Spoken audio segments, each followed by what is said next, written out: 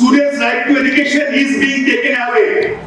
Today, those who have money can study. Talent or merit have no value in our country. Unemployment rate is increasing every day in our country. Young people are trapped in unemployment, underemployment, and contract-based jobs. Our country has a pool of cheap labor. The farmer who feed the nation are themselves hungry. The farmers do not get fair prices of their crops. Workers' right and social security are being taken away. Working class people do not receive their fair wages.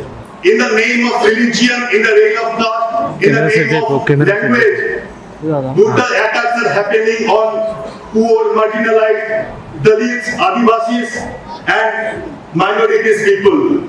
The constitution is under constant attack. There is a plan to remove our constitution and impose Manusmriti.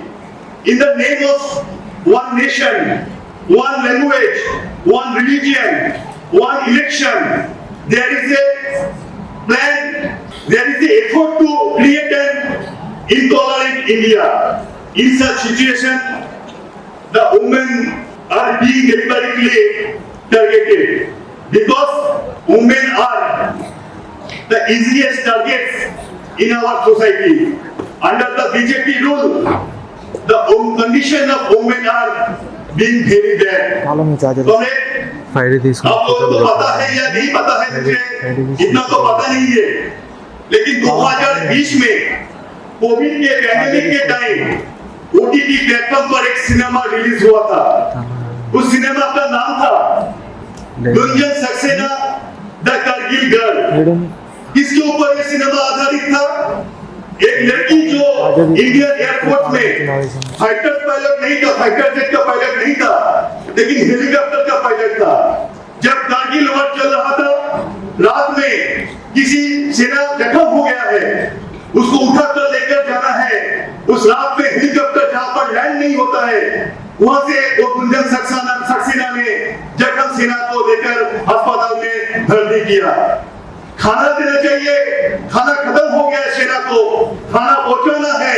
Gunjan Saxena ने helicopter को लेकर खाना पहुंचाया, लेकिन वो जंग खत्म होने के बाद 2004 में इंडियन एयरफोर्स ने उनको एक लेटर दे दिया कि भाई तुम्हारा नौकरी खत्म हो गया, तुम्हारा तुम चले जाओ. मैं किस लिए आपके सामने ये बात कह रहा हूँ? क्योंकि कुछ दिन पहले जब ऑपरेशन सिंदूर चल रहा था, हम लोगों ने देखा कि प्रेस मीट करने के लिए, प्रेस मीट देने के लिए 2 लेडी ऑफिसर सोफिया कुरैशी और भूमिका सिंह आके जो प्रेस मीट दे रहे थे. डीएफआई को भी गर्व हुआ, आप लोगों को भी गर्व हुआ, लेकिन मेरा कहना है कि इंडियन आर्मी में कितने लोग, कितने महिलाएं काम करते हैं? ओनली 14%, उसमें ज्यादातर ऑफिसर है और बाकी लोग क्लरिकल काम करता है. इंडियन एयरफोर्स में सिर्फ 6% महिला काम करती है और एयरफोर्स और नेवी में जो है वो 4% महिलाएं काम करता है. मैं इसलिए आपके सामने रखा कि गुंजन सक्सेना ने उसके बाद उन्होंने कानूनी लड़ाई लड़ी और उसके बाद सुप्रीम कोर्ट ने कहा कि लड़कियों को भी ये शॉर्ट टर्म सर्विस नहीं, उसको पूरा नौकरी करने का हक है अगर वो सक्षम है तो मेरे कहने का ये मतलब है कि हमारा लड़ाई किसी पुरुष के खिलाफ नहीं है, हमारा लड़ाई किसी व्यक्ति के खिलाफ नहीं है, नहीं किसी संस्था के खिलाफ हमारा लड़ाई है. हमारा लड़ाई है ये 20 तक जो सोच और विचारधारा है उसके खिलाफ हमारा ये लड़ाई है. और बीजेपी के अमल में 2014 के बाद हम लोगों को क्या देखने को मिल रहा है? वो कल बिंदा जी का भाषण मैंने सुना वो ऑनलाइन पर, उन्होंने कहा कि कुलदीप जो है सिंह सेंगर एक बलात्कारी बीजेपी के विधायक थे, उनको बेल मिल गया था, फिर कानूनी लड़ाई में सुप्रीम कोर्ट ने उसका बेल रद्द किया है. सिर्फ एक कुलदीप सेंगर नहीं है, आसाराम बापू, बाबा रहीम ने वो लोग का साजा हुआ सुनाई है कोर्ट ने. वो जितने भी जेल के अंदर रहता है उससे ज्यादा वो पैरोल में रिहा होकर बाहर रहता है. ये है इंडिया का हाल अब देश के अंदर बीजेपी के शासनकाल में. आप लोगों को ये भी पता है कि राजा राम मोहन राय जो रेनेसा का एक वीर पुरुष है। कुछ दिन पहले मध्य प्रदेश के जो उच्च शिक्षा मंत्री है उन्होंने कहा कि राजा राममोहन राय जिन्होंने सती प्रथा को रद्द किया था कि वो एक फर्जी सुधाकर है, फेक रिफॉर्मर है।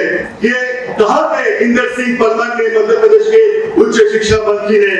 और मणिपुर में मैं जरूर आपके सामने ये बात कहना चाहता हूँ, मणिपुर में क्या हुआ था आप सभी को पता है। मैं घटना यहाँ पर बोलने के लिए नहीं आया हूँ, लेकिन मेरा ये कहना है विपक्ष ने जब मणिपुर को लेकर पार्लियामेंट के अंदर उन्होंने वो नो मोशन कॉन्फिडेंस को लेकर चर्चा कर रहे थे, तो देश के प्रधानमंत्री लास्ट में आए। 2 घंटा 13 मिनट का भाषण उन्होंने दिया। इतना लंबा भाषण आज तक संसद के अंदर कभी प्रधानमंत्री ने नहीं दिया है। ये सबसे लंबा भाषण है। पहला 1 घंटा 13 मिनट में उन्होंने मणिपुर का नाम भी नहीं लिया, नॉर्थ ईस्ट का नाम भी नहीं लिया। बाद में उन्होंने 5 मिनट के लिए मणिपुर का नाम बोला, लेकिन मणिपुर में जो औरतों के साथ वो अत्याचार हुआ था उसको लेकर उन्होंने एक भी शब्द नहीं किया था। ये मेरा कहना है कॉमरेड। लेकिन इतिहास गवाह है कॉमरेड, इतिहास गवाह है कि जो महिलाओं को दबाने के लिए जो भी कुछ करता है अंत में वो लोग हारते हैं।